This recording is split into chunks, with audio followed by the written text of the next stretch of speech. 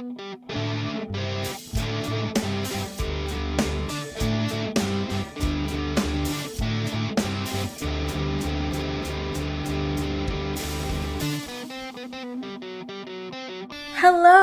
my name is Gray. And my name is Crystal. And this is Busty Asian Beauties, a supernatural commentary podcast where I, someone who has seen this show several times, and I, someone who only knows the show through social media, discuss every single episode of Supernatural from start to finish. Also, we are both Asian. Both Asian! So for today's episode, we will be discussing Season 1 in general, our expectations for Season 2, and we're gonna be doing a Q&A! Ooh! Yeah, y'all sent way more questions than I thought you would, so, that's very nice. Yeah, we got a lot of responses, and not even just questions, we got, people just reaching out to say, oh, I enjoyed the podcast, and I don't have any questions, but I still want to just tell you guys that, and, we're super fucking grateful for that. That was really super nice. Fun. So, I guess we can start with general thoughts about Season 1. So, I remember that you didn't have a lot of time to process the finale after you'd watched it. So, how do you feel about it now? Have your opinions on it changed since? Honestly, I watched the finale, we recorded the podcast immediately afterwards, and then I, forgot about it.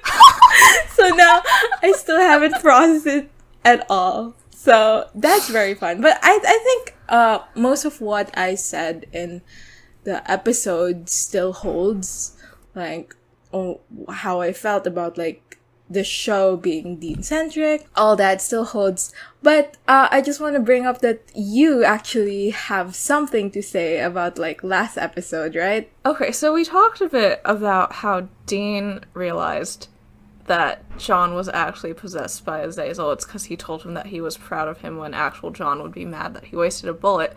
But then we never really discussed the moment Sam realizes, and it's when John tells him, son, if you want to kill this demon, you'll have to trust me. And that's because John, when he's panicked and needs the boys to do something, he defaults to, the drill sergeant. That's an order. Actual John wouldn't ask Sam to rely on trust or on their father-son relationship. That's what you, Gray, said that he should do in Dead Man's Blood, when he's telling the boys not to come with him. But yeah, that's not John. John would just order them about, so yeah, Sam also had his, this guy is too nice to be my dad moment, and ouch. Yeah, what I said specifically was, can't you just bring love and trust and all those positive values on the table instead of ordering these boys around? And when he did, it's because it wasn't him.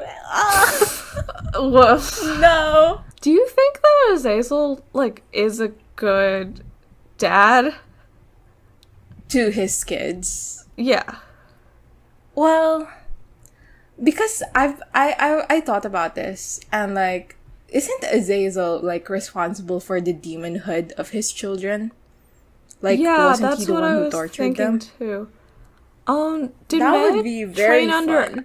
Did Meg train under Alistair, or is that something that I made up? I actually have no idea. Yeah, but I think you're right, it's very possible that Azazel was the one who tortured his kids and made them break and become demons. Yeah, last episode, you were doubling down on the concept of, the family, right?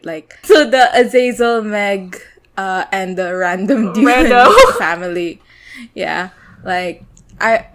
I've also been thinking about that. The inverted family, the family mirror could have been interesting. Also, I guess now that we're done with the season, how would you characterize Sam's arc throughout the season? How would you characterize Dean's arc?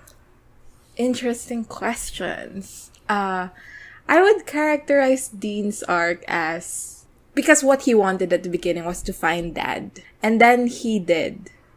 But in the process, we are able to define some of his other wants.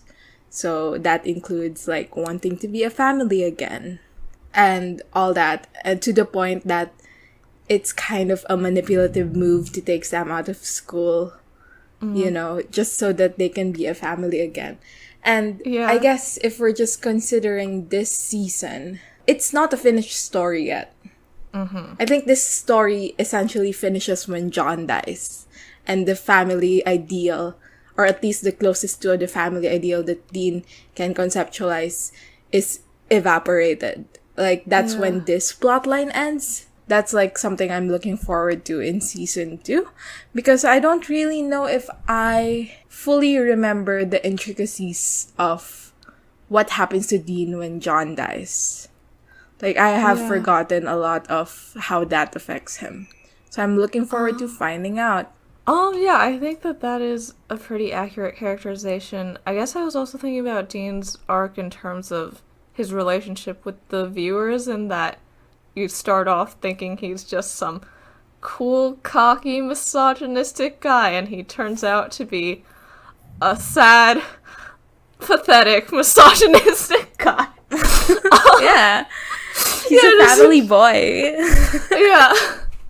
Yeah, he is Daddy's blunt instrument.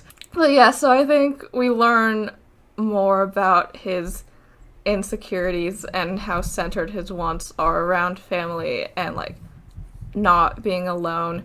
Though I guess that was sort of already hinted at in episode 1 when he said, like, I can't do this alone. Sorry, I mean, like, I don't want to do this alone. I think that him learning to stand up to John is also a pretty important part of his arc. True. Yeah, like this time of heart hunting with Sam, who understands the obligations of a parent, like, eventually changes him, and he's willing to stand up to his dad and maybe try to put effort into shaping their family into something that's less abusive and fucked up than it was before. But then Grandpa Truck ruins everything. Something I also want to bring up is the fact that in Scarecrow, you know, Dean lets Sam go, basically. Yeah. And then, like, we get a couple of episodes later in Shadow where he's like, no, you should never go, and you should just stay with me forever, and we can be a family because I don't like to be alone. I guess, like, you can see that as, like, oh, they're not developing his character consistently. But, like, personally, I see that as, like, a realistic response, you know? Like, because Sam can go, and then he stayed, it would hurt more if he goes in the future. So Dean, like, is holding on to that even more. I think that can influence, like, a lot of the readings that we have about Sam and Dean's relationship going forward.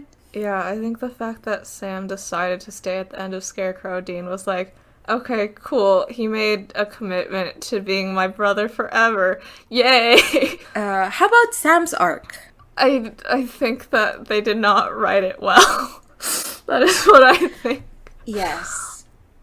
Regarding Sam's arc, man, what can I even say? What happened to this? He's a lonely boy.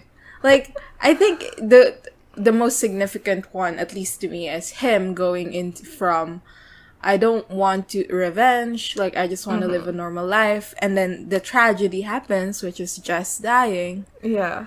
You know what? I was thinking about season 1 earlier, and I was like, I was trying to recap it in my head, right? And then I was like shocked that Jess died. Like, I was shocked all over again. I was like, oh yeah, that's this episode. I'm like, stupid, of course it's this episode. Like, this is the first season.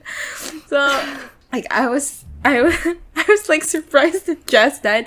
And sometimes, like, I feel like throughout this season, I, like, complained about Sam being, like, so into revenge suddenly and it coming out of nowhere. But I mean, the tragedy also came out of nowhere, so it makes kind of some sense that his desire for revenge comes at an abrupt start as well.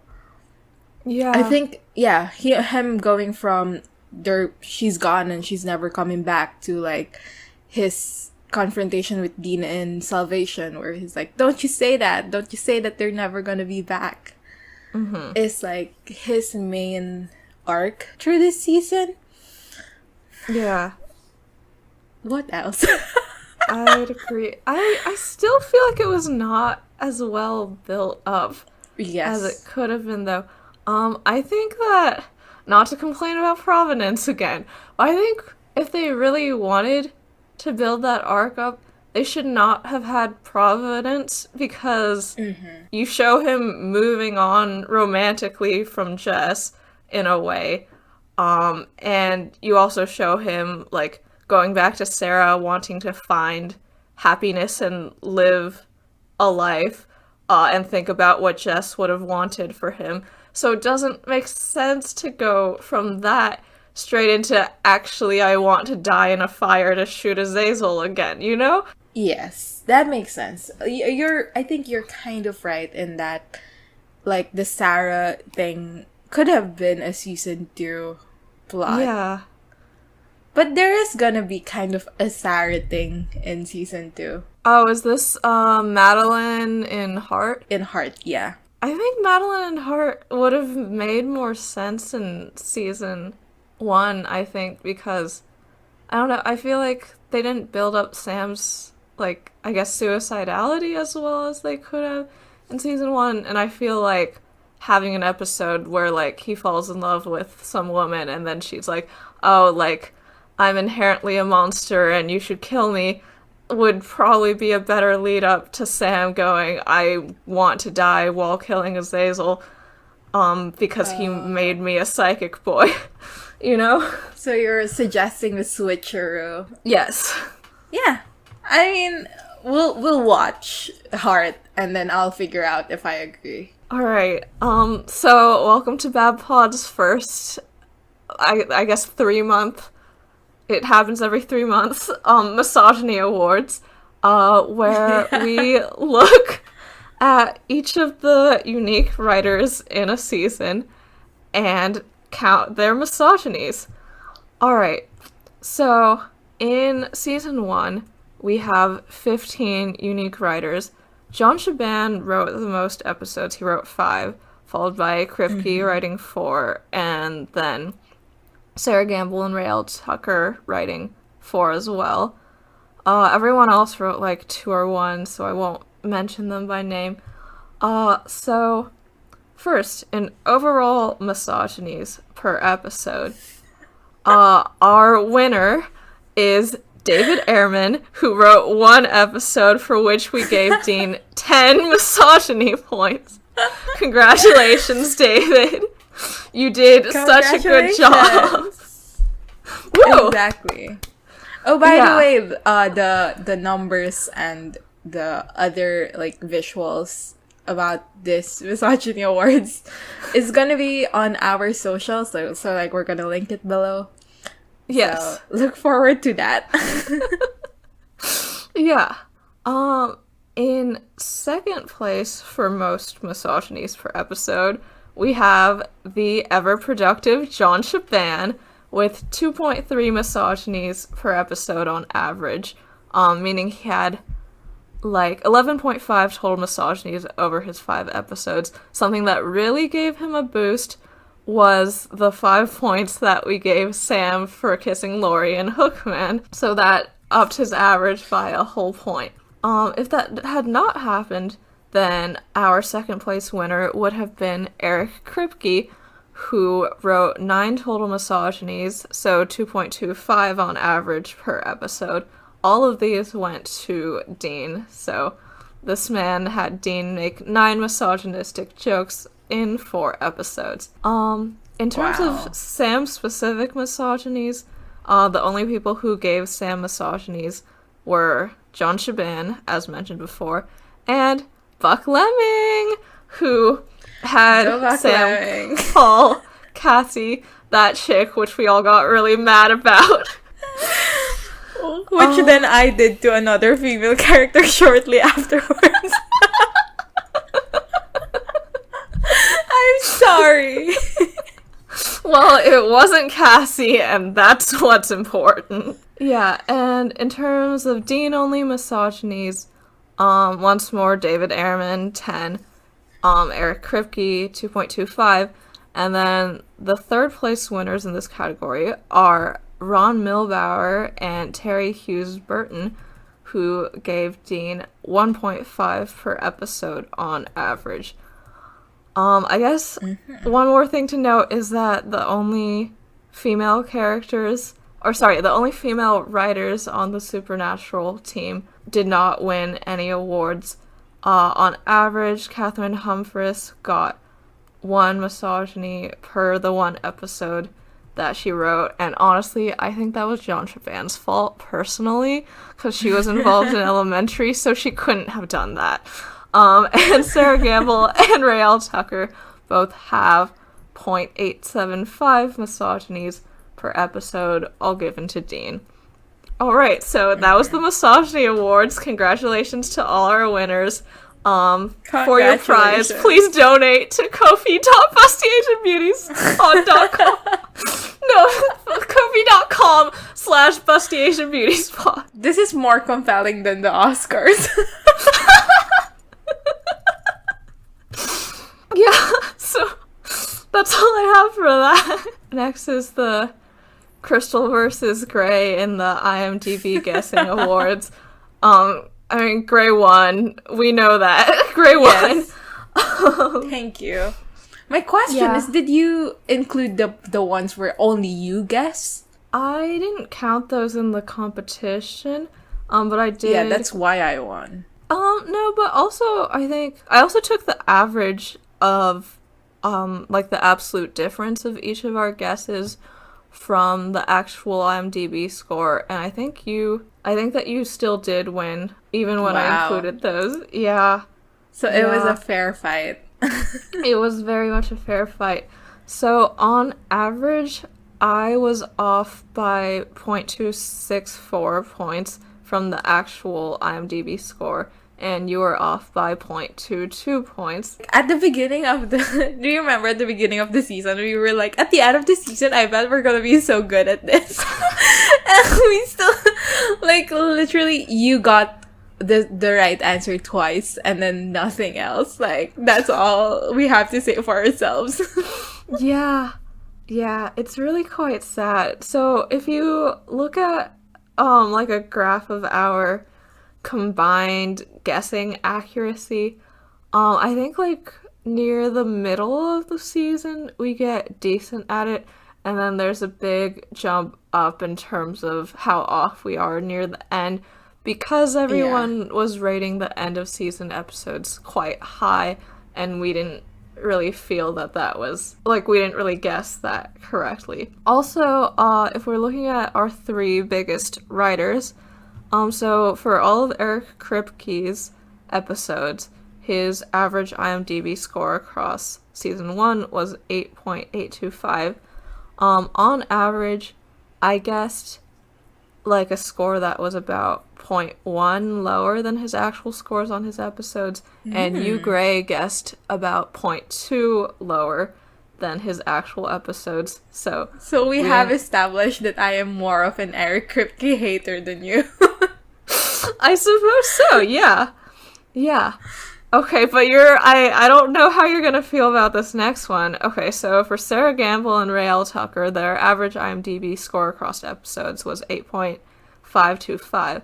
I guessed on average 0.125 lower than their actual score, whereas you guessed on average a difference of 0, so all of your low guesses were countered by high guesses. So you seem to like Sarah Gamble and Raelle Tucker just as much as the other good red-blooded American viewers of Supernatural. My misogyny point has been erased. Exactly. You said support women in the writing room. Finally, John Chabon's average IMDb score was 8.38. So true. You are a bad writer, John Chabon. On average, I guessed only lower by 0.04 than him, so I guess... And you guessed higher, actually, on average, but only by 0.05. Oh. I guess someone is a John Shaban fan. No!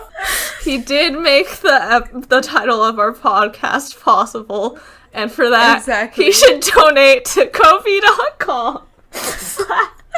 I'm not gonna say the rest. But you get the gist. John Shaban, if you're listening, give us the bag. So, before we get into the Q&A, we should do a season 2 expectation corner. What are your expectations for season 2 in general? I think that we're gonna get a lot more of the Sam Monsterhood storyline, and that hopefully the season will be more Sam-centric than season 1. I also believe that we get more of the, like, are monsters actually people? Discuss type of episodes in season 2, and also the Psychic Kids storyline.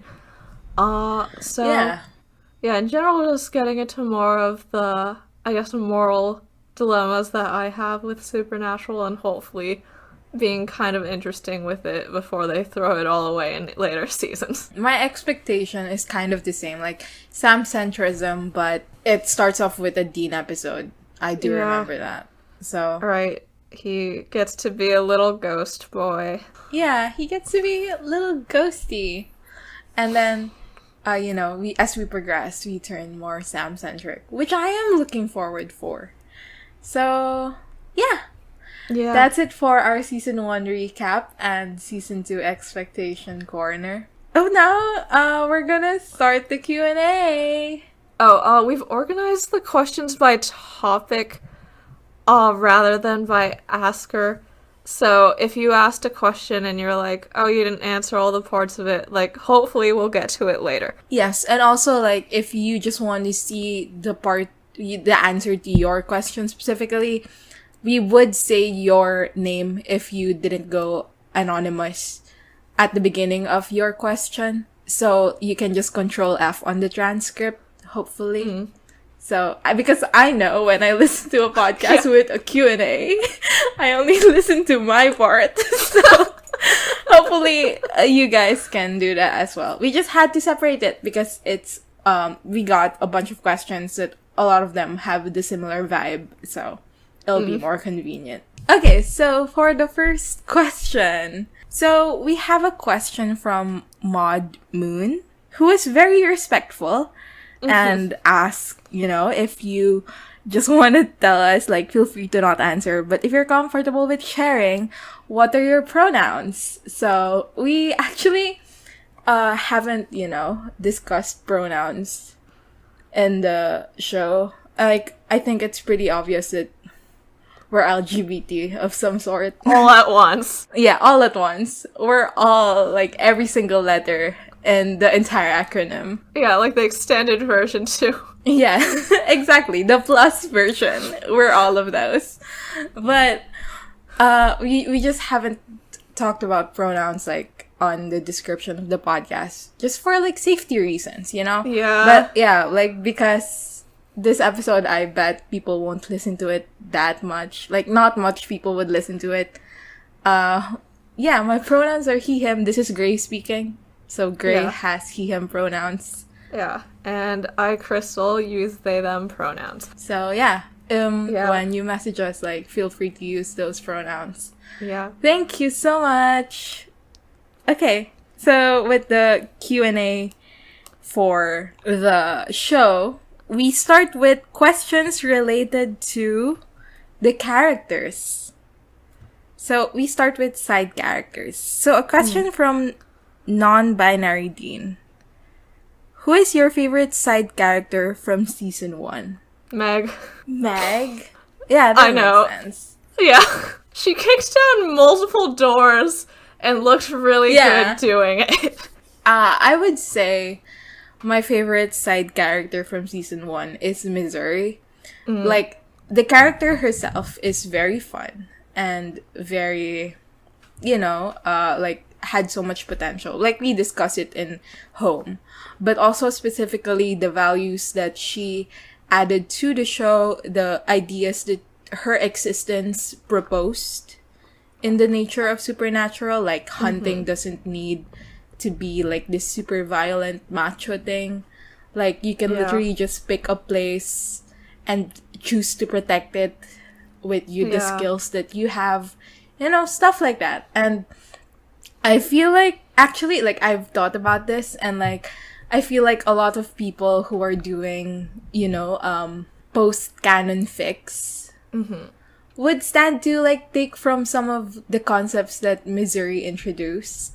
Yeah. You know, like you are subconsciously taking from the ideas that were introduced through her introduction, I feel like. So I think those people would enjoy Home on a rewatch. So yeah. Missouri's pretty good. Next, Billy Weena, hi Tabitha, has asked for our top 5 one-off characters from season 1. Gray, do you remember 5 one-off characters from season 1? I just want to say that I love you, Tabitha. You are, you know, a beloved mutual. But when I read this, I was like, you name 5 characters. But I actually listed them down. 5 one-off characters, so we never see them again. So I didn't order this by, you know, by top 5, like top 1 to 5. But my top 5 are Cassie.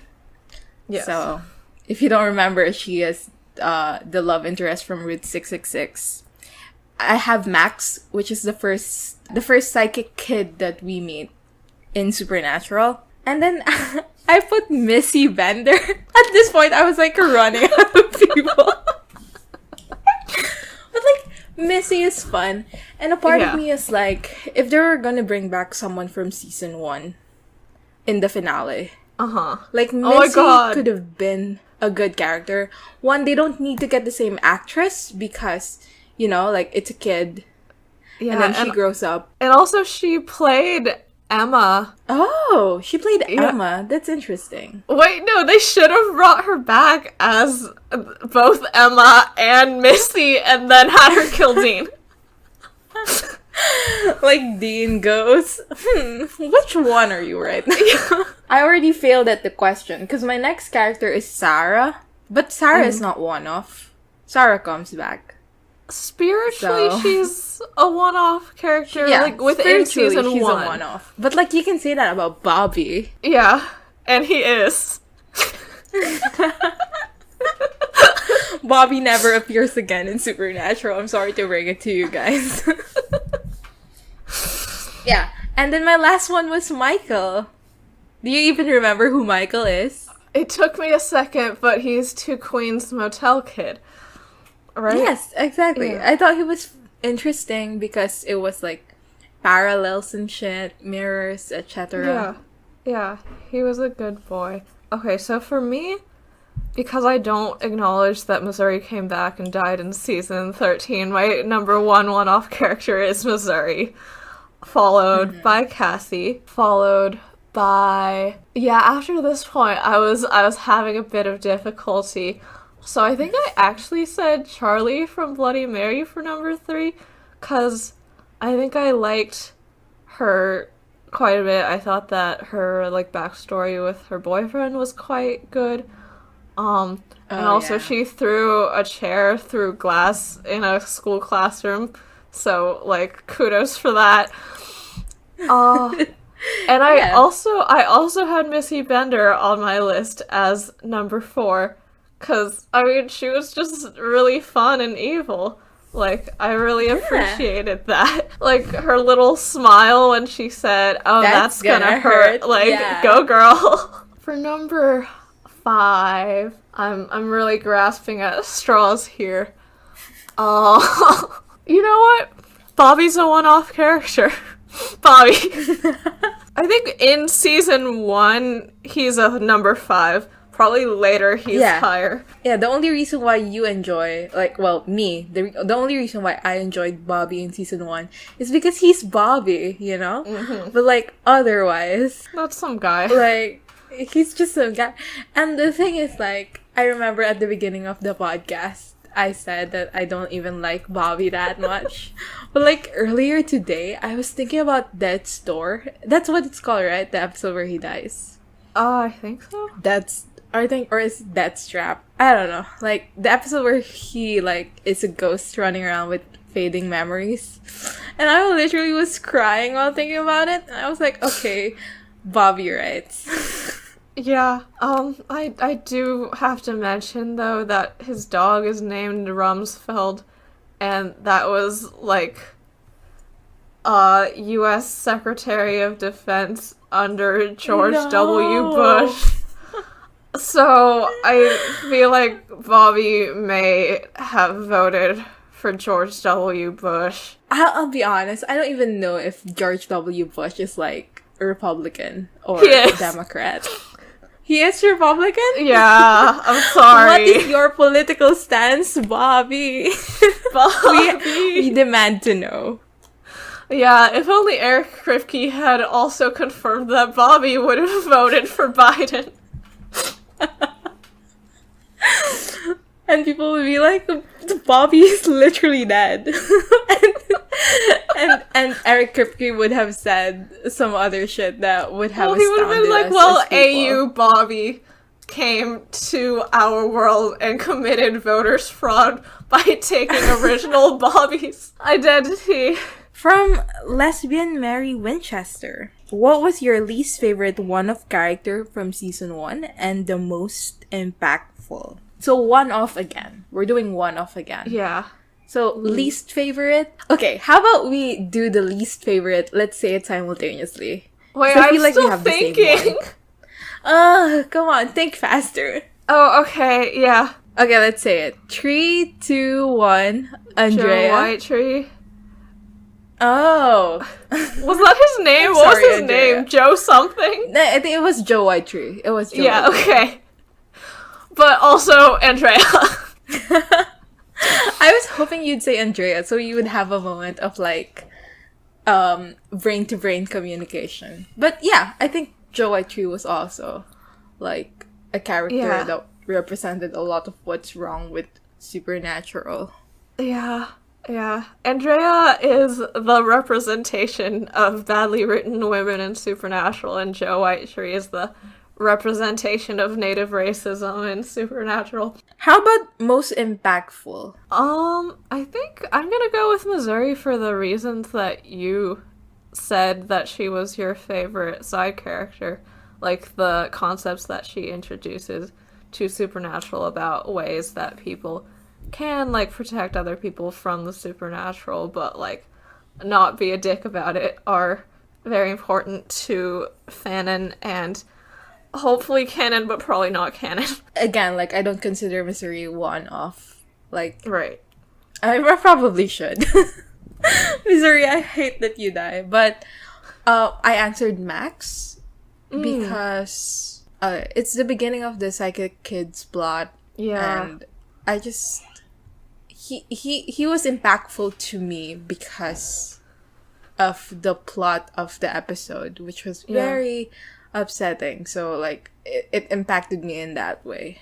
Yeah. The next question is from an anonymous person, and they asked us to rank the recurring characters from most to least liked. Okay, so, like, we're gonna modify this question a bit, because if we list them down, like, it will be a bit too long. But the question is very good. Like, it's very interesting. Mm-hmm. But we're gonna cut it down to, like, who's your number one, and then who's your number infinity forever down. Yeah. So I guess in terms of favoritism, I sort of go based off how willing am I to read a character study fic of them that's like 10K long and has no ship stuff in it. So I think for that, I guess number one is Sam, I'd say. Recurring character. Sam does recur! He does recur! But if we're going recurring characters who aren't mains, then I'd say either Mary or Meg. And then I guess for least likely to read a fic, John. I don't care about what's going on in that man's head. I mean, I'll care a bit if it's about parenthood, But, like, I'd rather read that from Sam or Dean's perspective. I actually, like, the way I interpreted the question was, like, who am I most attached to emotionally? So, my most favorite recurring character is Bobby. Like I said earlier, I'm having a Bobby moment right now. So, like, I feel for him a lot, like, recently. And my least liked recurring character, like, does she even count as Jenny? recurring? Yeah. I hate what they do with her so much, and it's literally pointless. And I thought, like, maybe there would be some explanation when I rewatch 120. There's not. But, like, there's nothing. There was no explanation. So it just fuels my anger towards the finale and towards her character and the fact that they brought her back, etc. Our next segment is still about characters, this time about brother opinions. So, Bellowina asks, how much did your opinion of Sam and Dean change over the course of watching this season?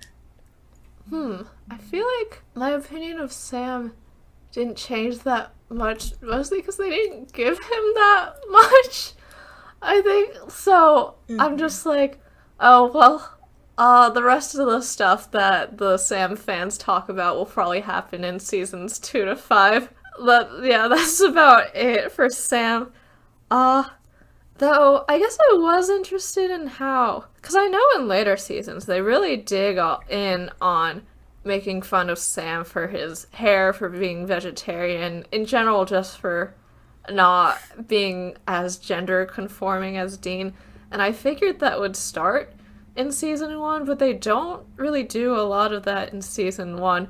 Like, I feel like they decided... They do some of it. Yeah, they do some of it, with the half-calf vanilla latte. But I guess, like, they also make fun of Dean for watching Oprah, so it's like, I don't feel like Sam's being singled out for being, like, quote-unquote girlier or whatever, right?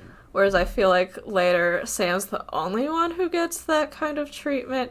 So I feel like after they decided for sure that this was the Dean show, they were like, well, time to turn Sam into a yoga mom and make fun of him for it. How about with Dean? With Dean, I think... Did you not feel a little less anger and vitriol and more sympathy for this man? I didn't know I was on a call with Girl Boss Dean. I am advocating for Girl Boss's Dean agenda. I think that I did feel a little more sympathetic towards Dean by the end of the season, just because, you know, like, I got to see in more detail his relationship with John and how wet and pathetic he is. Yeah, and I guess... But I think I also didn't know exactly how misogynistic he was. Like, looking at his numbers, like, he got over 30 in season 1. Like, bro. We have a further question down. About, like, things that surprised you. And there are more things that surprised me, but this is one of them, that he is so misogynistic. Like, I get that he is. Like, in future seasons, like, he does things. Like, there are episodes of mine that are favorites. Like, I love them so much. But I can't show them to friends because I'm afraid that they'll think I'm condoning misogyny. You just have to frown and shake your head to show that you think misogyny is bad. But, like, I'm still embarrassed that they'll... Like, I know that they think, you know, I'm better than that. And etc. Like, you know, you have to... I mean, with everything, you consume everything with criticism, and it's not just because you consume something, this doesn't mean that you agree with everything that's being said. But, like, sometimes I'm just like, I don't want to have to deal with the, like, yeah, that was so misogynistic. Like, do I really have to vocalize this? Are you talking about Scooby Natural? Yes. Yeah. I am. I'm talking about Scooby Natural and Baby. Oh god, what does he do in Baby? He, like, peeks into a woman like putting on clothes. Okay. Like, while Sam was... Well, like, because Sam sleeps with a waitress. And then, like, he, like, oh, I'll get off the car and, like, you can dress up. And then, like, when he gets off the car, he, like, takes a peek. And, like, it annoys me. Yeah. Ew. Alright. Do you want to know my answer to this question? Yes. I am honestly, like, okay, what opinion changed, right? Mm-hmm. Like, the thing is, most of my supernatural opinions are about Cass. Yeah, and Cass.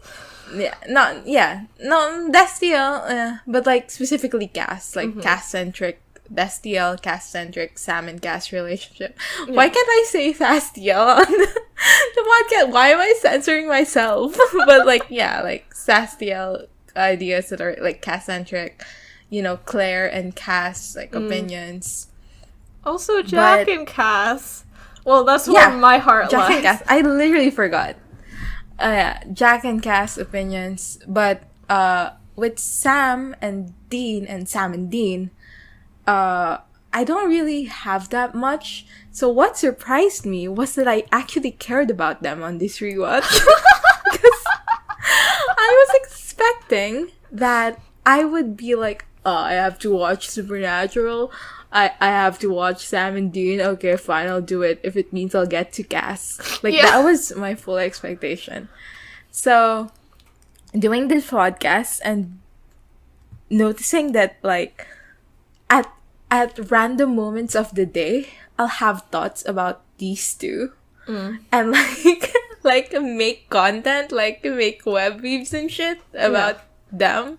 It's like, oh, I am getting attached. And that is the most surprising thing about this rewatch for me, is that I actually care about this too. Yeah. So my opinion changed from not having an opinion to having some opinions. Okay. Our next question is again from non-binary Dean, who asks, did your favorite brother change after finishing the season, or is it the same? How about we guess each other's answers? Okay. I'll guess first. Okay. That your favorite brother at the beginning of the show is Sam. And it's still Sam. Yes, correct.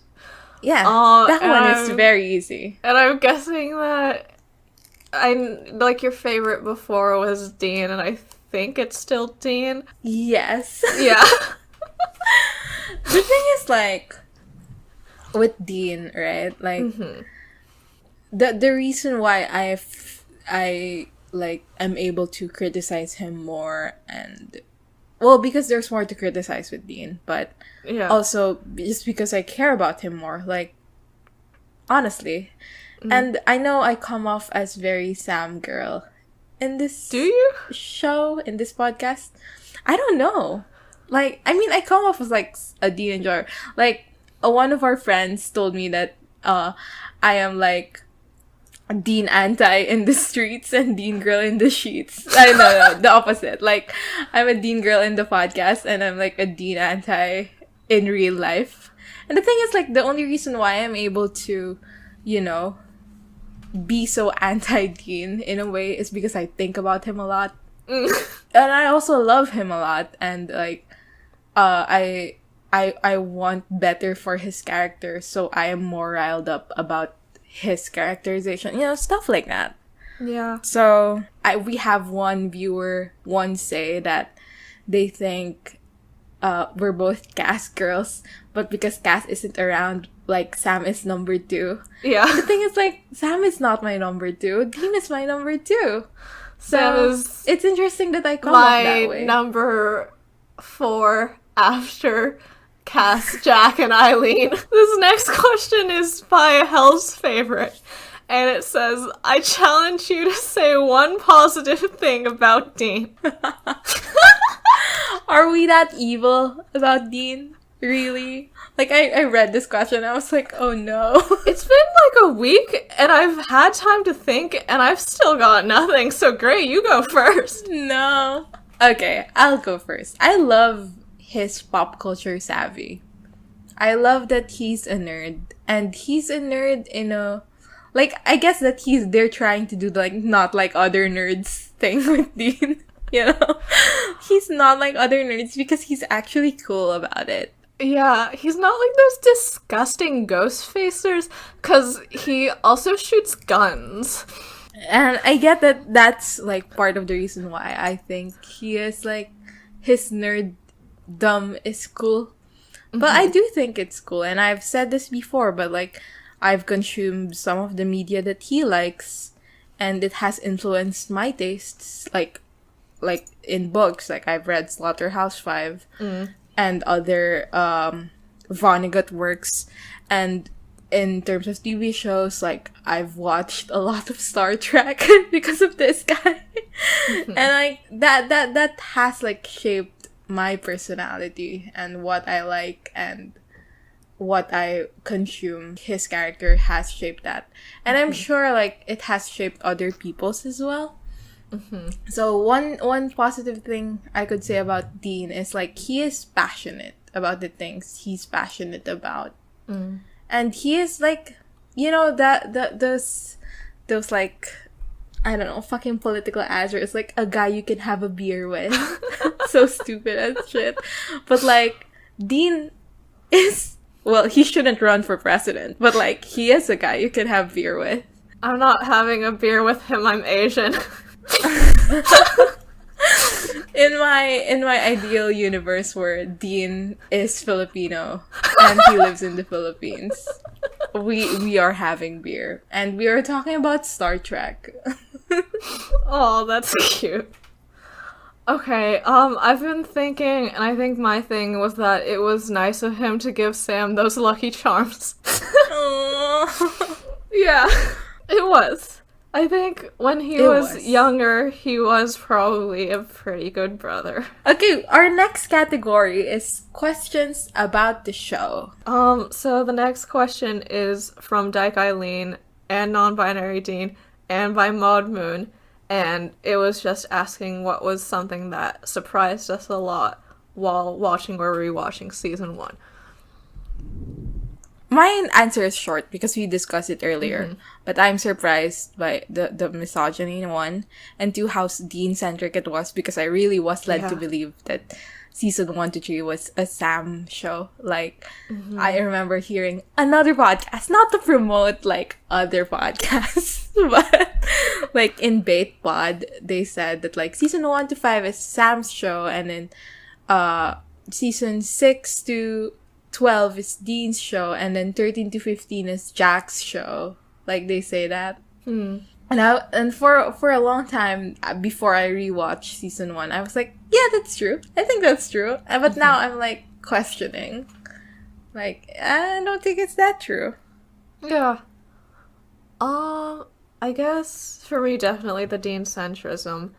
And I think also maybe their takes on John, because like they were both more John apologist and less John apologist than I thought they would be. Yeah, I don't really know how to expand on that, but you know how like in most fics, like about like Dean coming out or Sam coming out, it's, well, usually Dean, but they do this thing where like John shouts and like is very mad. Yeah, I just don't think that's something canon John would do. Yeah, like he's not the shouty type, and that's something I was surprised by as well. Right, that he doesn't seem very much like the angry man in the house. Like, Dean came up with that all by himself. Yeah, it's simmering. Yeah, and also, I mean, we did see, like, bits of John misogyny, but I guess just because we don't really see him interact with women that much. Like, from fic, I was expecting him to be, like, a raging misogynist and racist, because everyone in fics is like, oh, Dean's only so misogynistic because that's what his dad taught him, and he feels really bad after canon about it. And, like, I didn't really see that. I think you're right that that's more a product of just we don't see John, you know, with around women, talking about women that much. Yeah. Also, like, it would be weird if he has the same brand of misogyny as Dean, because Dean is younger, right? And his misogyny presents more and, like, goes hand in hand with attraction to women his age. Right. And... Or below his age at college sororities. Yeah. Yeah, like, unless we had a MILF on set, like, I don't think they would do the same with John, just because Yeah. of the age difference. Yeah.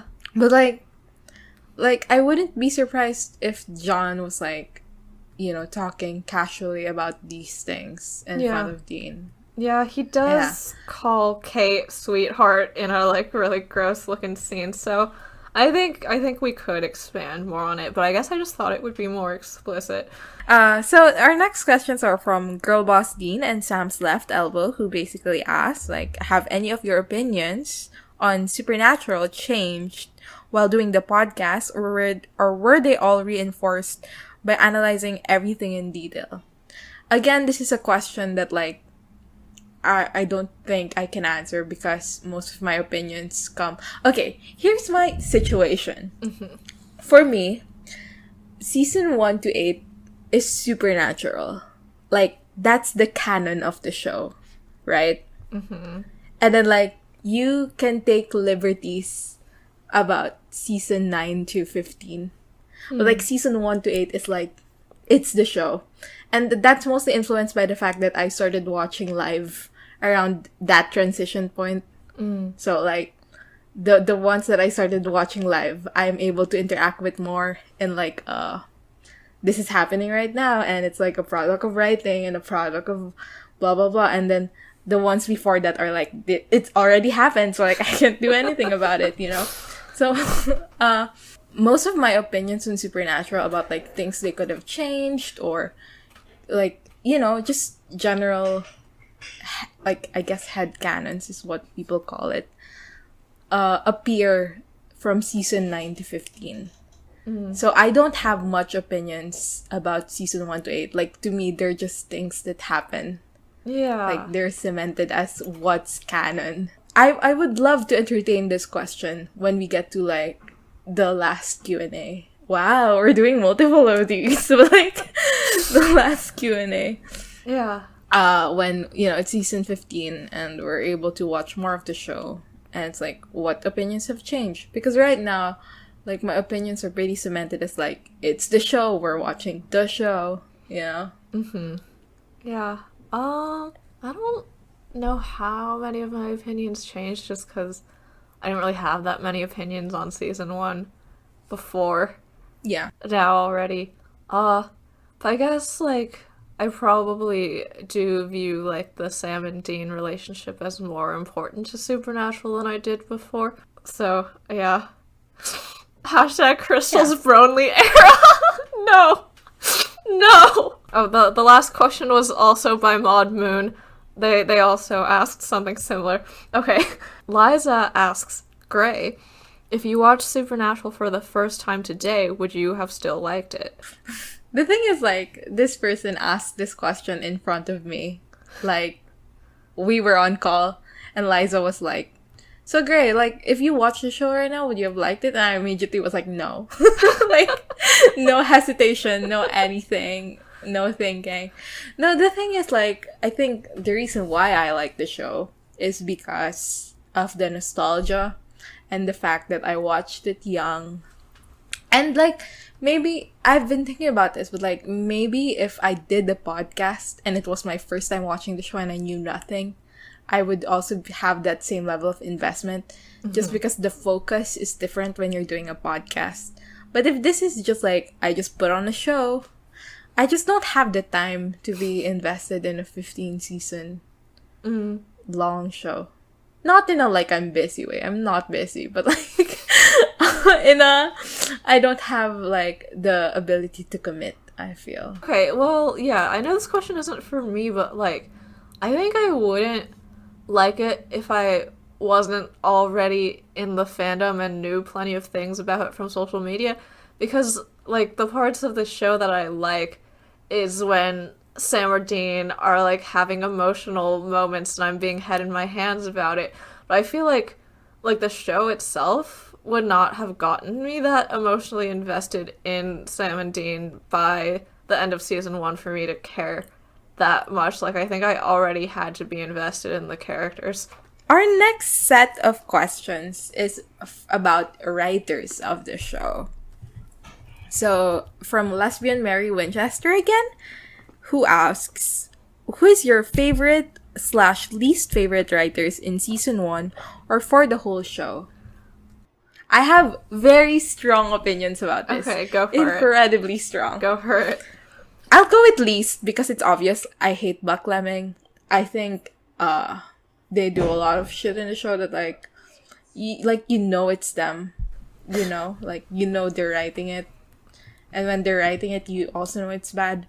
Like, for example, 903 was written by Buck Lemming. Mm-hmm. And that was, like, an upsetting episode to watch. And, like, I guess I also hate John Chaban for introducing Bus Station Beauties. But he's not the only guy who wrote that in. Like, Roby Thompson did too. You know, people like that.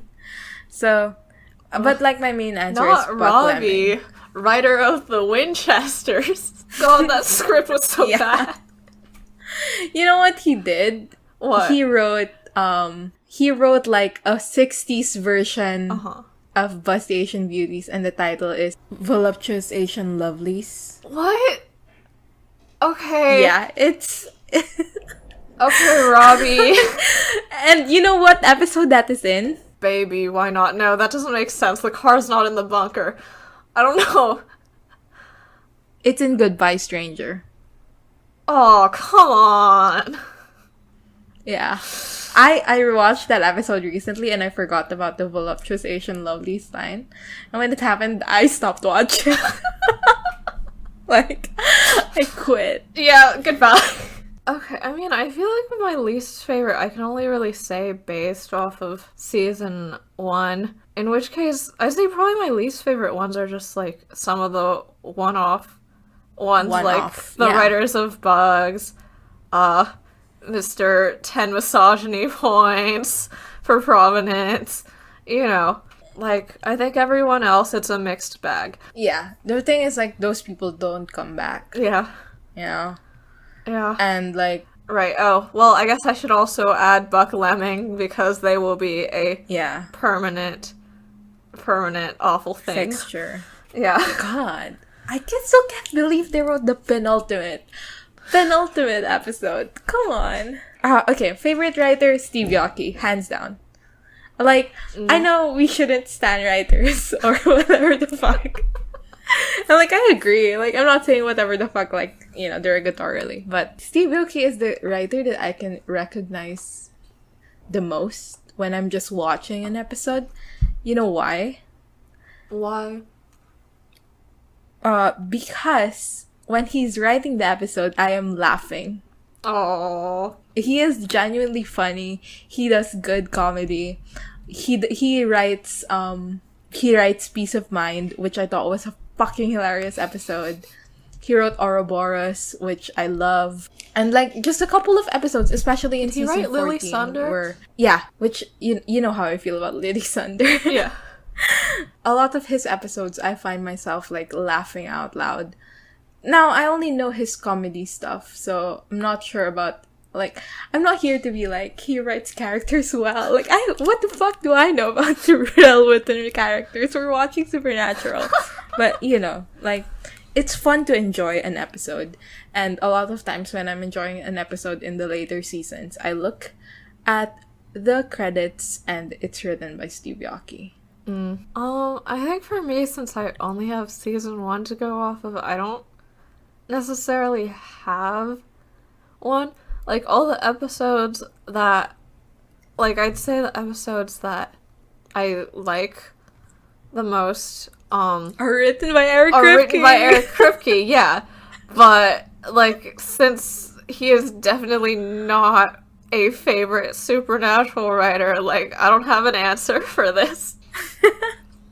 This ties well to our next question. Yes. Asked by Anonymous, who asks... Oh, no, it's actually by Billy Weena. If you could ask Eric Kripke one question besides why, what would it be? You go first.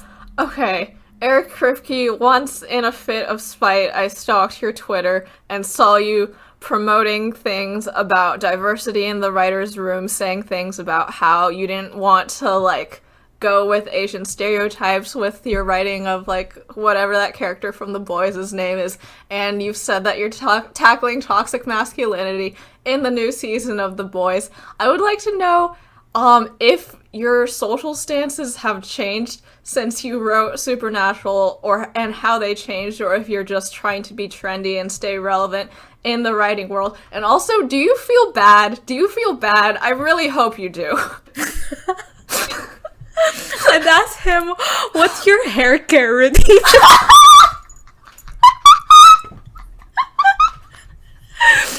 No, like, that's just me trying to say that, like, I don't really, like, I mean, like, I understand that, or, you know, reading a text based on what the writer's purpose was is, like, a way to read text, because, you know, text doesn't exist in a vacuum, etc., etc. Like, you don't have to explain this to me, like, I understand. But most of the time, I just don't care. Like, you know, I just don't care about what the writers have to say. Especially with Supernatural, I feel like we are so entrenched in the concept of the fans and the readers and the watchers take ownership of the story and take control of the story. So, like with Supernatural specifically, like, I try to distance myself from writers' intentions. Yeah. Of course, like, the parts that are egregious.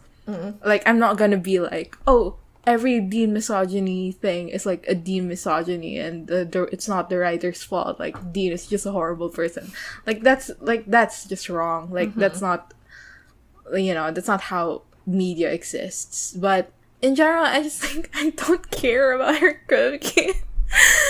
Do you think he'd be offended if I asked him what his hair care routine is? I mean, he has a beard. Like, he can take care of his beard. Yeah.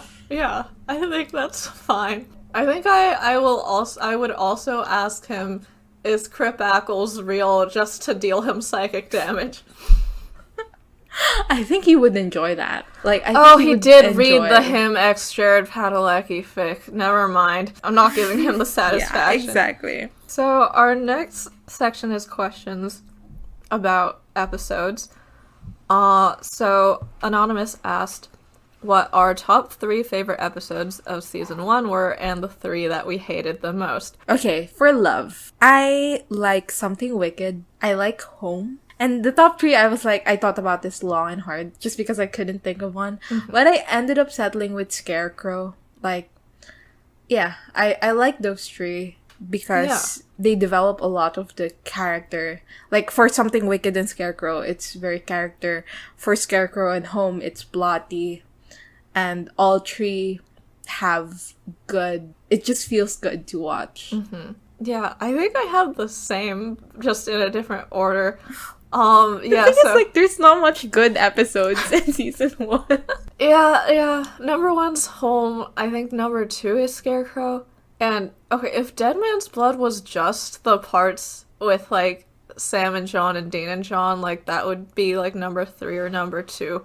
But since there's also the vampires plot, my number 3 is Something Wicked. Yeah. For hate, okay, I'll start with the most expected to least expected.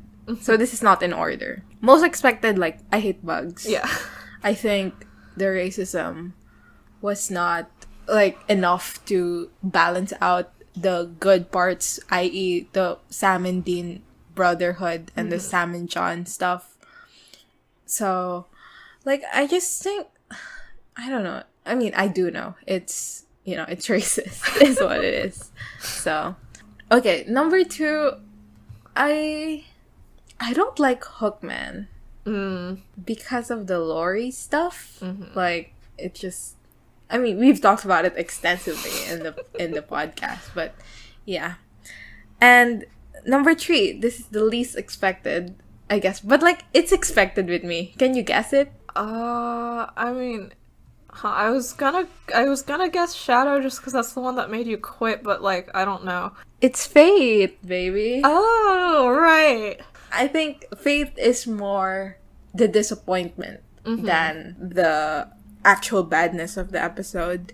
Yeah. I was just disappointed that it wasn't as good as I thought it would be. Yeah, I guess for me, yeah, definitely Bugs. Yeah, I feel like Route 666 should be on a list, but Cassie, like, just is so good that, that I don't know if I can put it on the list.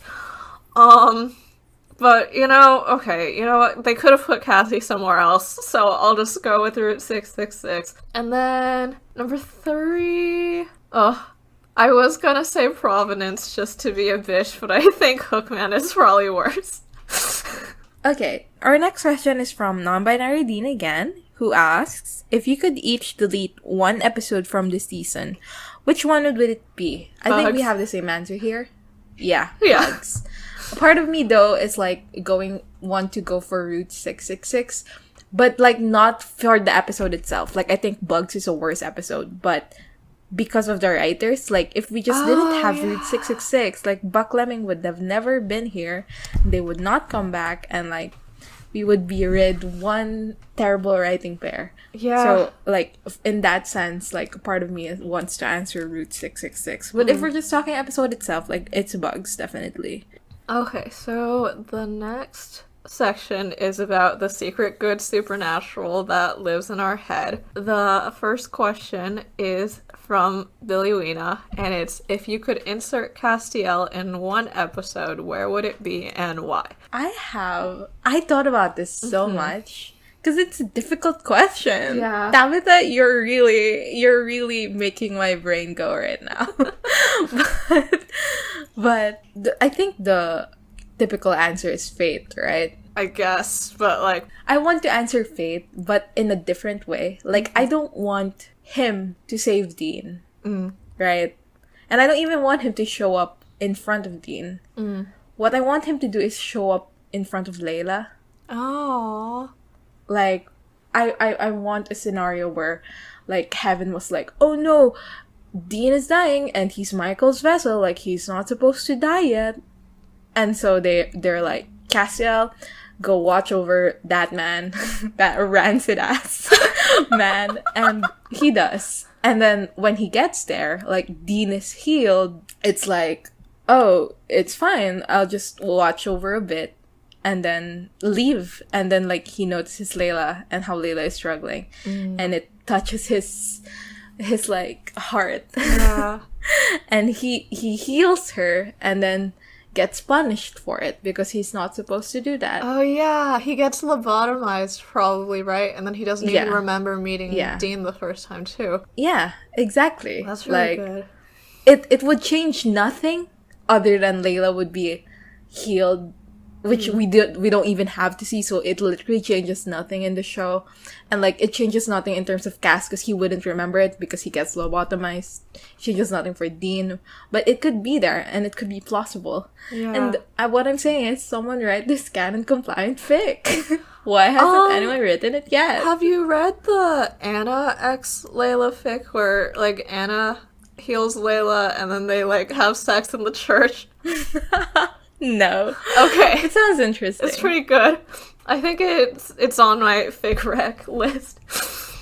Okay. For me, you had a really good answer. I just had, like, a fun one. I think he should be in Hell House because he was so fucking funny in that Ghostfacers web series. Like, I want to see him just be an absolute bitch again. And also, I feel like Cass, like, I don't know, somehow being involved in the prank war would be quite fun.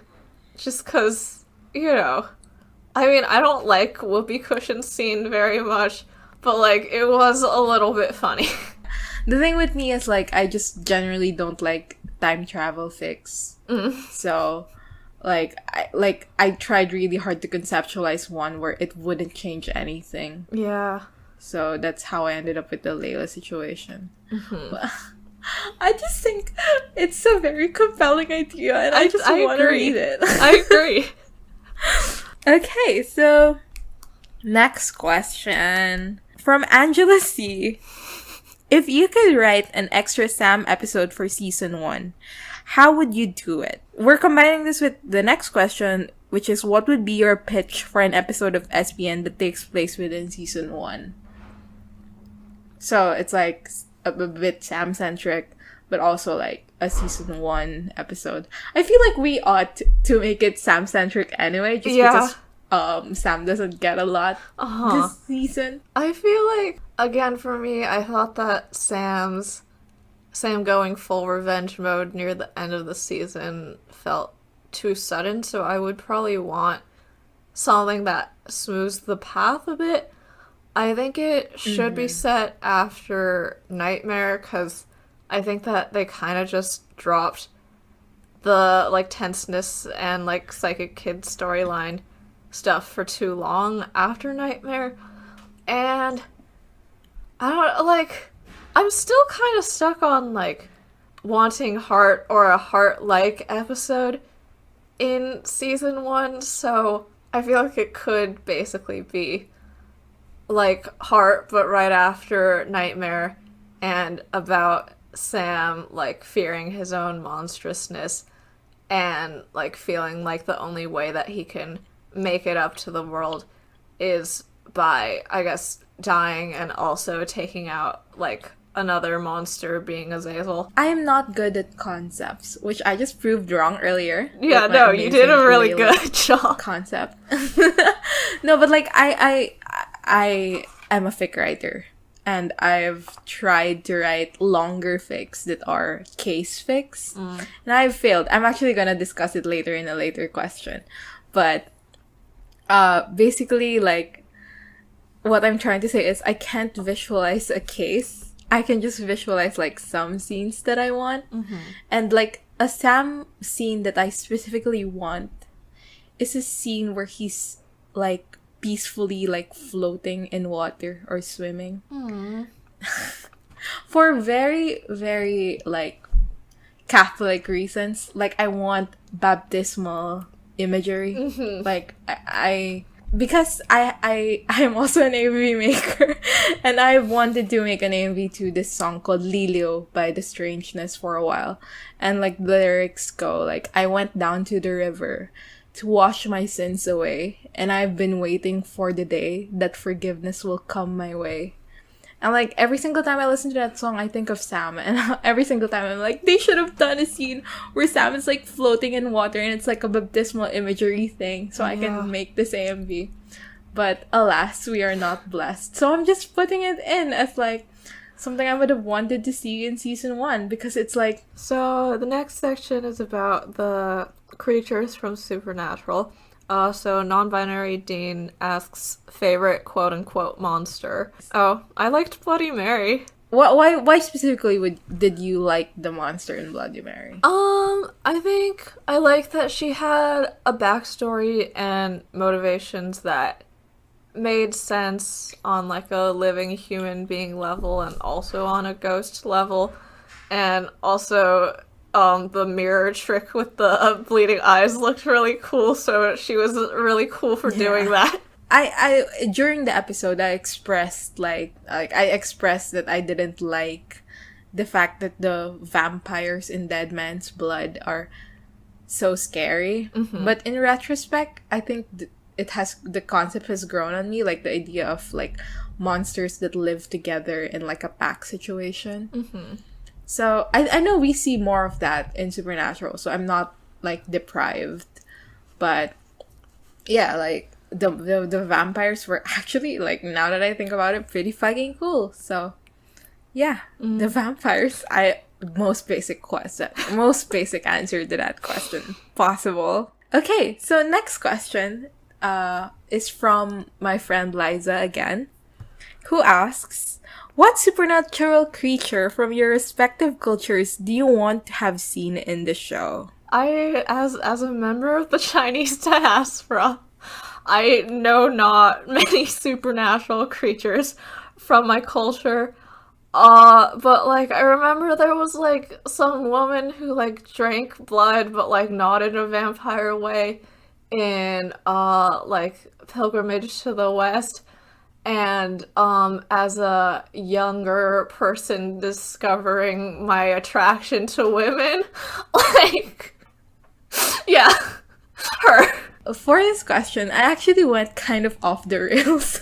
Like, I don't answer the question. But, Okay. but I have an answer.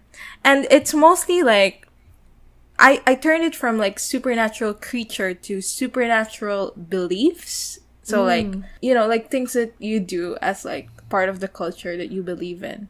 And this is influenced by the fact that, like I said, I tried to write a case fic, but I found it so difficult to write one. And like, my intention was to write a case fic with a Filipino mythology monster.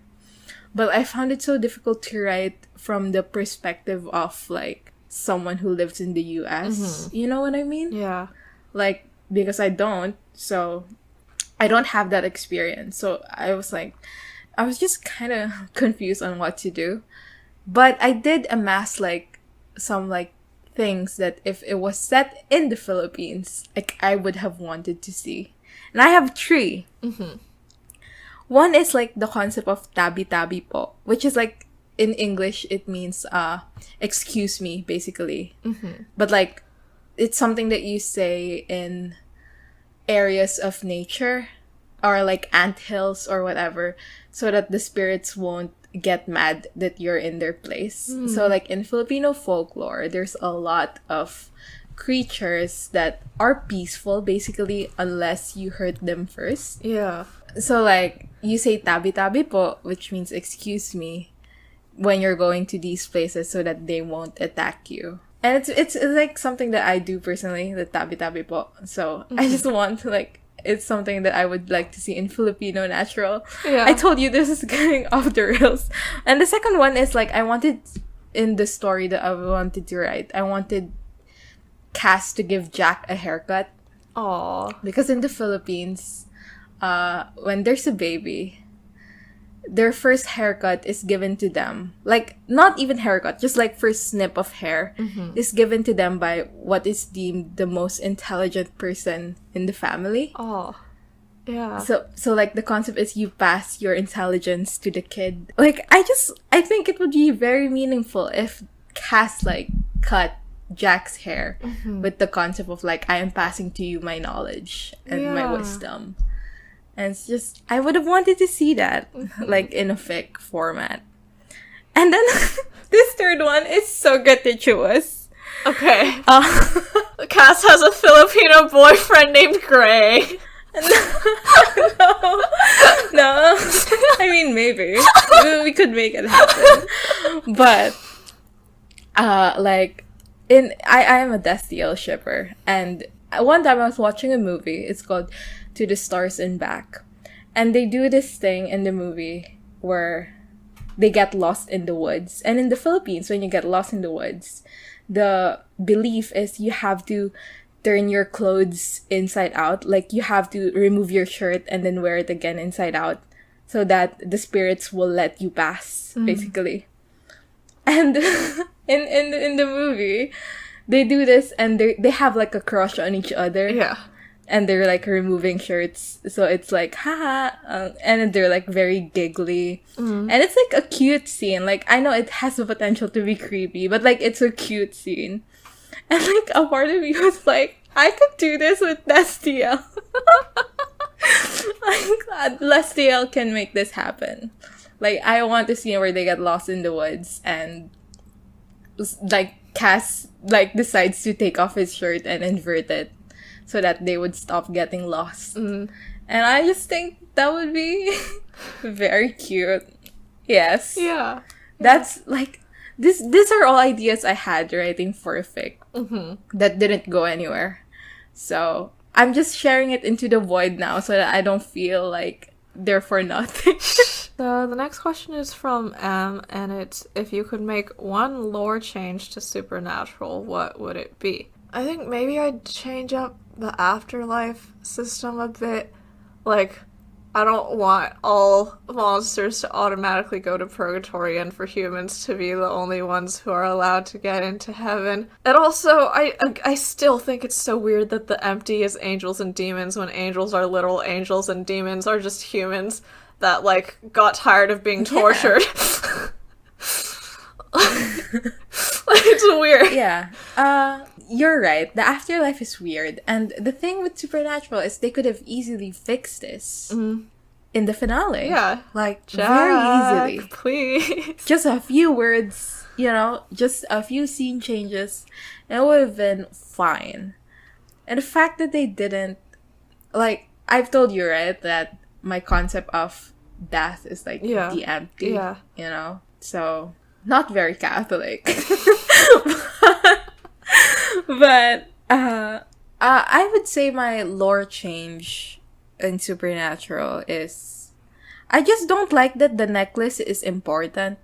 Oh, yeah. Like, in the way that it is. Like, I wish it was just a gift that Sam found and was gonna give to John, but gives to Dean instead. Like, why do they have to do the whole, like, this necklace can sense God thing? Like, it's just, it betrays how Winchester-centric the supernatural world is. And a lot of times, it doesn't feel, like, as expansive or as good as it could be because it's so Winchester-centric. And I get that they explain it, that, like, Chuck, blah, blah, blah. But, like, come on. Like, everything is about them? Come on. So, our next category is about the fandom. So, we got this from a couple of anonymous askers, and the jellyfish, they ask, what's your team free will coding and girlism? Yeah, so, obviously, Cast Girl. And coding-wise, Obviously. I like to call myself cast-coded, but I feel like I may be flattering myself a little there, and I do believe that I have, sadly, some elements of Dean coding in me. Oh, how why would you say that? I think in the way that I baby my sister, who's only 2 years younger than me, and I think I do get, like, kind of, like, clingy, like, in my attachment styles in, like, some, like, familial relationships. And I guess I also, like, understand his thing of just, like, automatically complying with John to just, like, make things easier. So, I guess, like, in terms of that, yeah. Also, I think every time I'm a dick, I'm like, wow, I'm being such a Dean right now. So true. Okay, for me, obviously, I'm a cast girl. Someone who asked this actually worded it as, we all know you're cast girls, but what are your codings? And I thought that was so funny. But yes, we are cast girls. And for coding, I would say I am like if Sam and Dean had a third brother.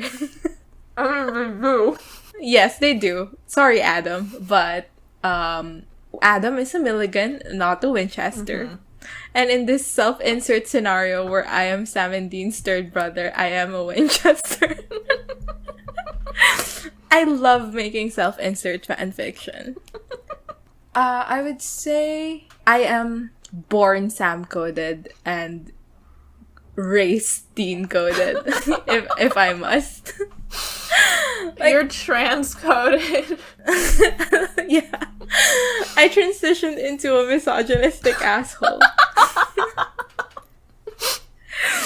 No, I just mean that by, like, a lot of my core traits are very, like, Sam, and a lot of my experiences as a younger sibling, because I was the youngest sibling up until I was 13. So, like, that's a long time to be the youngest. And a lot of my experience in life relate to the fact that I was youngest for that long. So, like, in that sense, I relate to Sam and his struggles with, like, making an identity and standing up to his family, etc. But, like I said, like, my fashion style and my taste in, like, media and, shit like that. Shit that you cultivate. A lot of it is very Dean coded. Like, I am the typical person that you would call Dean coded, like, just from the looks of it. So yeah, that's my answer. Yeah. Oh, I was just gonna say, I feel like Like, whenever I think about my coding, I just know that I'm anything but Sam coded because I was not raised Catholic or religious at all. Yeah. Like, I think that's a prerequisite. Yeah, like, I have a complicated relationship with religion. And, like, that's something I relate to with Sam. Yeah. So. The next question is... Well, it's from my ex-fiance who said that it was from Twisted Wonderland Dean, so if that's an actual Tumblr URL, and you're like, I didn't, like, send this question, yeah, you didn't, don't worry about it. And it's asking for Supernatural Season 1 fic recs. What a good question, I totally didn't ask her to send it. The thing is, I don't read fanfiction without Cass in it. So... I'm, like, basically off the table. And like I said, I don't like time travel fanfiction. So I'm off the table. This is gonna be my trouble, especially, like, even in future, like, fic recs asks. Because I barely read fanfiction now. And most of the stuff I read are, like... Do not mention terrible. their name.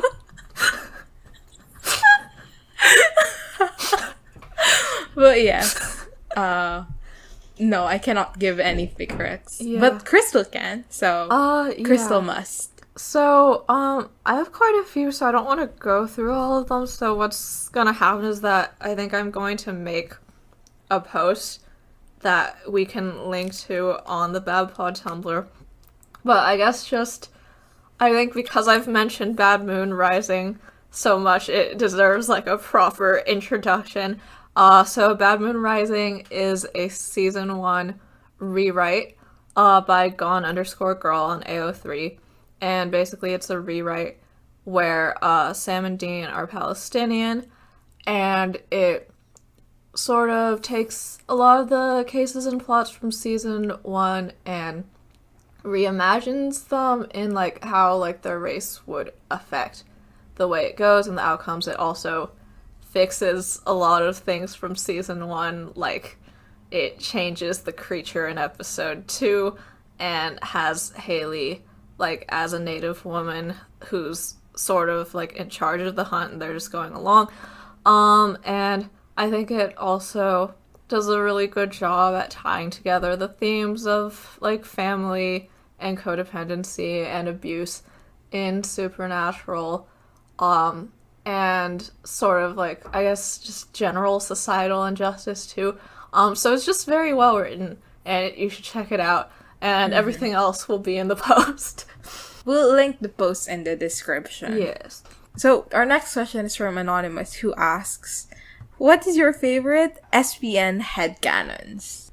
So I think for me, the one that stuck with me a lot during season 1 was the headcanon that Meg 2.0 isn't actually the original demon Meg, but her vessel Meg Masters, after she died and went to hell and then became a torturer and a demon, and like their, like, memories got meshed a bit, which I guess explains why she still, like, remembers all the Meg 1.0 stuff. But I think that it is a really cool idea in that it explains why Meg 2.0 doesn't really give a shit about Sam, and in general just has kind of different behaviors and motivations than before. And I think it also helps me like Meg 2.0 more because she didn't do all the things Meg 1.0 did. Mine is very basic. I just like transnatural. Yeah. Like, yeah. I mean, what else can I say? It's a good headcanon to have. Like, you know, it doesn't even have to be reimagining. Yeah. From Lesbian Mary Winchester, you have a question. Well, a demand. Succession character code Team Free Will. This is interesting because you haven't watched Succession. I've watched up to the Prague episode, so I can guess. I would say Sam is Shiv coded. Yeah, I was would you gonna say that too.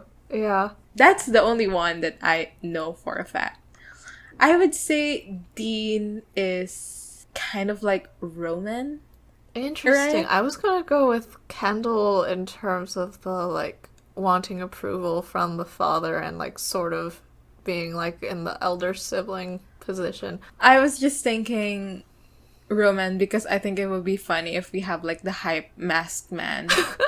And then we have, like, the metrosexual. And they're, like, the same character. Yeah. But, yeah, I think, actually, like, I think Dean Kendall is quite, like, in later seasons off. But because you only watch some of season 1, like, I get why that you would think that.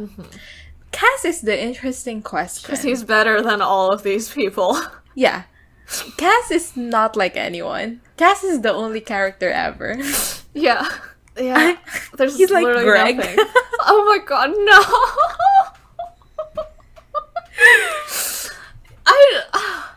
Like, they're both, like, gay. Like, I really can't think of... They're both, like, gay and, like, the more likable member of the family, at least, early on. So, like, less bought into the awfulness at the beginning. So I guess you could, like, parallel that to, like Greg not understanding the social norms of the world Logan created as, like, Cass not understanding the social norms of, like, human society on Earth. But, like, I can't... Yeah, exactly. Yeah, so, okay, I could see that. But also, like, Cass is better than Greg will ever be. Oh, okay, so our last section is 2 questions about the podcast. The first one is from OXXX baby girl XXXO, which is also my ex-fiance. It's how long does it take you guys to do editing and transcripts every week?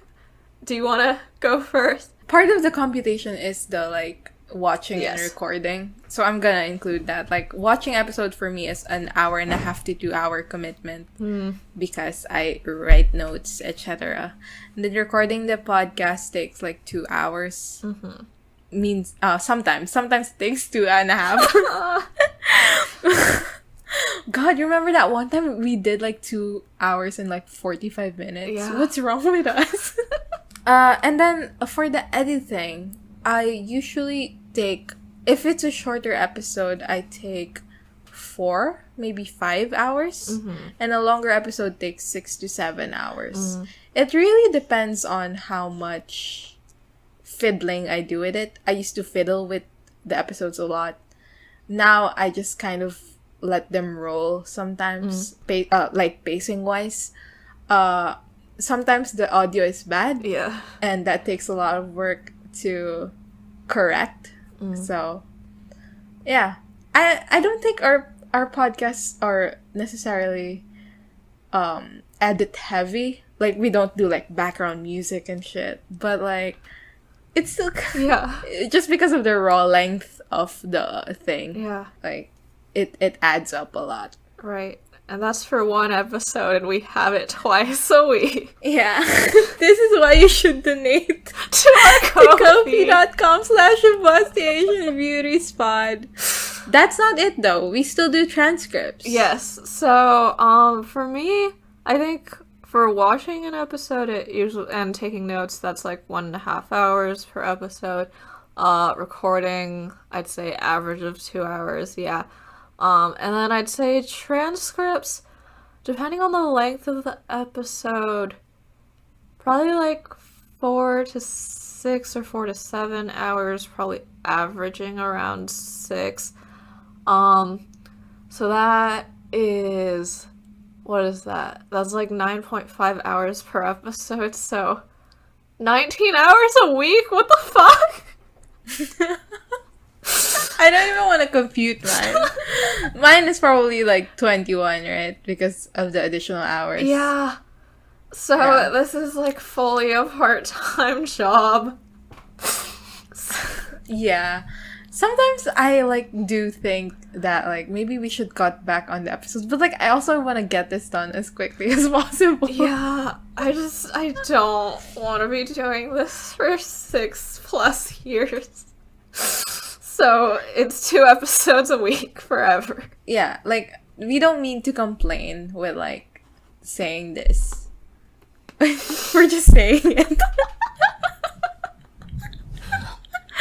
No, it's just like it's a lot of work, and that's why we're like super grateful for the people who listen. And, like, this is the part where I plug reviews, like, on Apple Podcasts. Because, that shit is actually really gratifying. So, if you're, feeling grateful for the time commitment that we do for the podcast, I would appreciate it if you guys, like, left a review on Apple Podcasts. Yeah. So, give us 5 stars. Don't give us 3 stars, you assholes. Who did that? No one did that. Okay. Like, they 3 stars. These motherfuckers complain so much about doing a podcast when no one is forcing them to do it. Okay, for the final question. Since we just complained about the podcast, Girl Boss Dean has come to save our ass and ask, what's your favorite thing about doing the podcast? Aww. Okay, I think I have... Sweet question. I think I have 2 things. I really like interacting with listeners or, like, seeing what they said, because that's always fun. Hearing... So DM us. Yeah. That shit is fun. Yeah, it's great. And also, like, I remember seeing that, like, someone, like, doesn't listen to the podcast but just reads the transcripts, and that was also nice, because I was like, yay, I'm glad people are, like, really, really using the transcripts. And then, I guess my second thing is, like, hanging out with you, Gray, because, like, fun fact, like, the first time we ever called was when we were recording the pilot episode of this podcast. Like, we were really banking on getting along, and we did. So, yeah. Yeah. To be clear, we were friends for a while before that. But, like, I see other people who do the Supernatural podcast gig, and they're like, we've been best friends since childhood. It's like, oh no. I literally cannot imagine. But, yeah. Yeah. This is a tangent. But, like, fun fact, I have been trying to get this podcast running for a while before I asked you. Like, I asked in real life friends. I asked, like, random people. Like, I literally would just, like, go up to a friend and be like, hey, do you want to start a podcast? And they'll be like, hell yeah, what is it about? And I'm like, we're gonna rewatch Supernatural. And they're like, fuck no, get away from me. And so when I asked you and you said yes, like, I was so happy. And I would say, like, the best part of doing the podcast is, like, the sweet answer, like, hanging out with a friend is very fun. And, like, yeah, there's a lot of work, but I enjoy the work. Yeah. Because the reward is also, like, high. Like, we get to hang out, and then we get to, like, hang out with other people. Yeah. We're very lucky to not have received malicious kind of negative, comments for the podcast. And I hope it stays that way. Yeah. Yeah. Yeah, especially because I think if you're not, like, very much online, you could definitely take a lot of our jokes the wrong way. Yeah, that's true. We have a very specific target audience. Yeah. And I feel like the audience have been targeted. Yeah, thank you, Tumblrinas. So that's it for the Q&A. Thank you so much again for everyone who sent questions, for everyone who sent multiple questions, and for everyone who sent, like, just random shit. Like, compliments and stuff. Yeah. Again, we read all of those, and we're very grateful. And before you leave, we just want to inform you that we will be taking the rest of this week and next week off. So we will be back in April 19, which sounds like a lot of time. But it only feels like that because we release 2 episodes per week. But if this is like a 1 episode per week podcast, it's just 1 week off. But in our case, we're missing 3 episodes, so I hope you guys survive without our beautiful voices flooding your ears.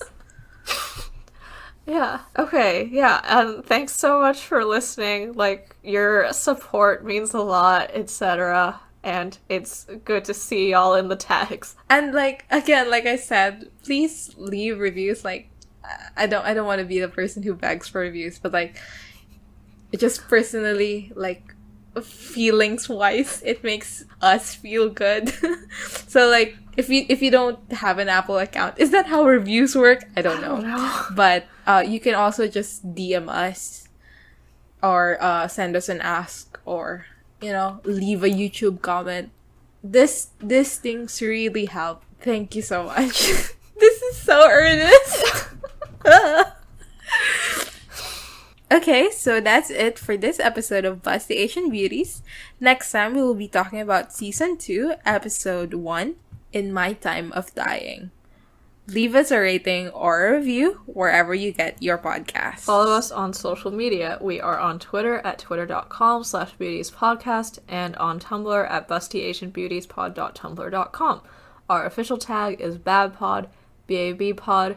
Thank you to everyone who's donated to our Ko-fi. And if your name is Eric Kripke or John Shaban, please go to ko-fi.com/bustyasianbeautiespod. You can email us any feedback, comments, or inquiries at bustyasianbeautiespod@gmail.com. Thank you so much, you guys, and see you all next time. Bye. Bye.